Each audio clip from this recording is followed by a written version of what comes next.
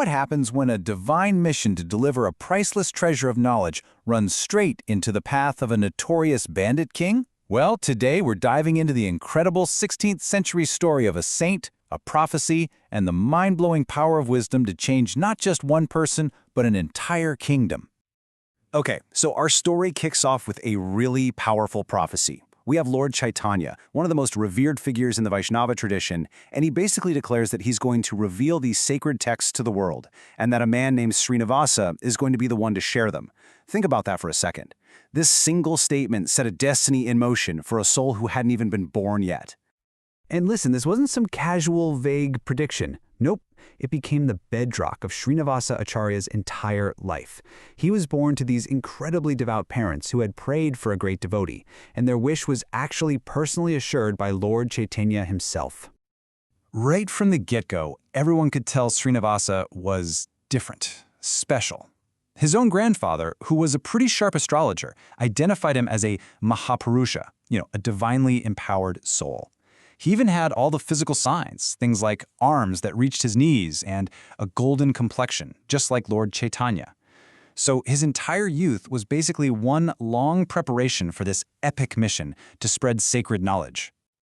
But, fulfilling a divine prophecy is never a walk in the park, right? Śrīnivāsa's path was anything but easy. In fact, it was this absolutely heart-wrenching journey of pure determination in the face of huge loss, and what must have felt like one crushing disappointment after another. I mean, this series of heartbreaks he faced was just staggering. Try to put yourself in his shoes.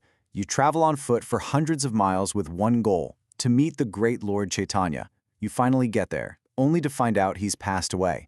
Then you're sent to another teacher, but he passes away too. Finally, you make it to the holy land of Vṛndāvana to learn from these legendary masters, and you arrive just days too late for one and months too late for the other. It's just one gut punch after another. But just when he's at his absolute lowest, he's sitting under a tree literally wishing for death, he isn't abandoned. He has this incredible spiritual vision where the saints Rupa and Sanatana appear to him. They console him, they call him the embodiment of Lord Chaitanya's love, and they tell him, don't give up, keep going, seek out these two other masters in Vṛndāvana. So in Vṛndāvana, things finally start looking up for Śrīnivāsa. His luck seems to have turned. He finds his teachers, he crushes his studies alongside his two best friends, and he becomes this brilliant student. But his biggest challenge, the one that would make or break his entire mission, was still waiting for him on the road back home. Jiva Goswami gives them a truly monumental task. They were told to transport the entire collection of the Goswamis' writings. We're talking the original, priceless manuscripts, all the way from Vṛndāvana back to Bengal. This wasn't just dropping off a package. This was moving the whole philosophical and spiritual legacy of the greatest scholars of the age. So they knew how serious this was, and they took every single precaution you can imagine. The original manuscripts go into a huge wooden chest that's bolted shut. They cover it with waxed cloth, load it onto a cart with 4 bullocks, and they hire 10 armed guards for the trip. They were not messing around. This chest was basically an entire library of irreplaceable knowledge. Can you just imagine the pressure on Śrīnivāsa? He was the leader of this group. He was literally carrying the future of the entire Gaudiya Vaiṣṇava tradition in a single cart. And remember, these weren't copies. These were the one and only originals, the life's work of the masters he revered so much. But as they're making their way through this kingdom called Vishnupura, they get this feeling they're being watched. Now, they'd heard whispers about bandits in the area. What they didn't know was that the men watching them had heard whispers too, whispers of a massive treasure headed their way. And we're not talking about some small-time highway robber here. No, this was King Vṛndāvana, the ruler of the land, who also happened to command a gang of over 200 robbers. And get this, his own court astrologers had looked at the stars and told him a cart carrying a priceless fortune was heading straight for him. So one night, the whole party is just exhausted from their journey, sound asleep in a village, and under the cover of darkness, the king's bandits strike. When Śrīnivāsa and his friends wake up, their worst nightmare is real. The chest, the books, everything is gone, vanished. The mission was a complete, catastrophic failure. But what happens next? Well, this is where the story gets really, truly incredible. You'd expect a big fight, right? A quest for revenge? Nope. Instead, it became a battle for the soul of a king, and it was sparked by the very treasure he had just stolen. Okay, so this is the crucial turning point. Just picture King Vṛndāvana. His astrologers promised him gold and jewels. He feverishly rips open this heavy chest, and what does he find? Books. Just stacks of old palm leaf manuscripts. At first, he's got to be furious, right?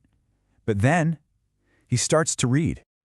Now, this wasn't an overnight, snap-of-the-fingers change. It was a process. First, the knowledge in the books starts working on him.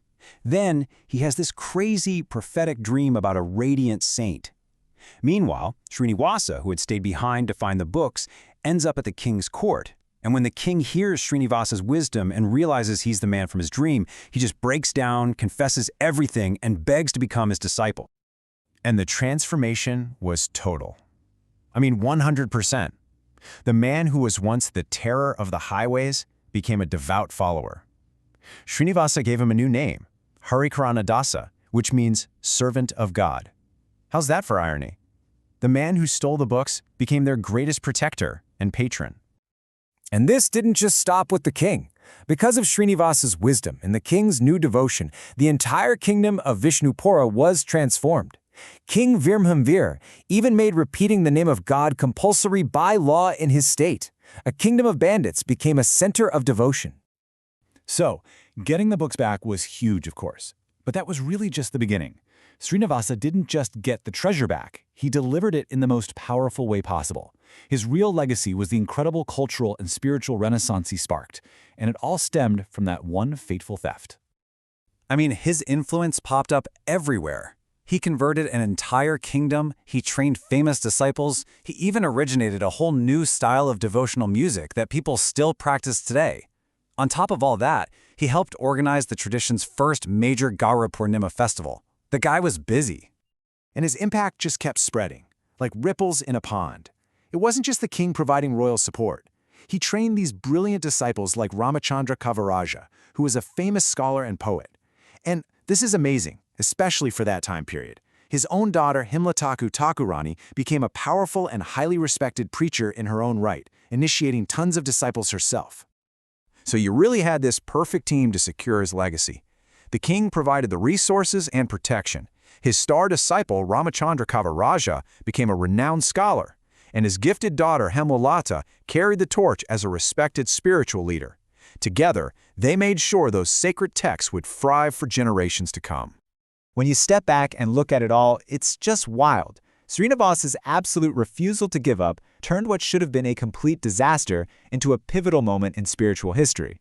The books weren't just recovered, they were planted in the most fertile soil you could ever imagine, all thanks to the very person who stole them. Śrīnivāsa's story really leaves us with this powerful question, doesn't it? It shows that the most valuable treasure isn't gold or jewels, it's wisdom. A wisdom so powerful it can turn a bandit into a saint and a kingdom of thieves into a center of devotion. It's an incredible testament to the idea that the right knowledge, in the right hands, or, maybe even the wrong hands at first, can absolutely change the world.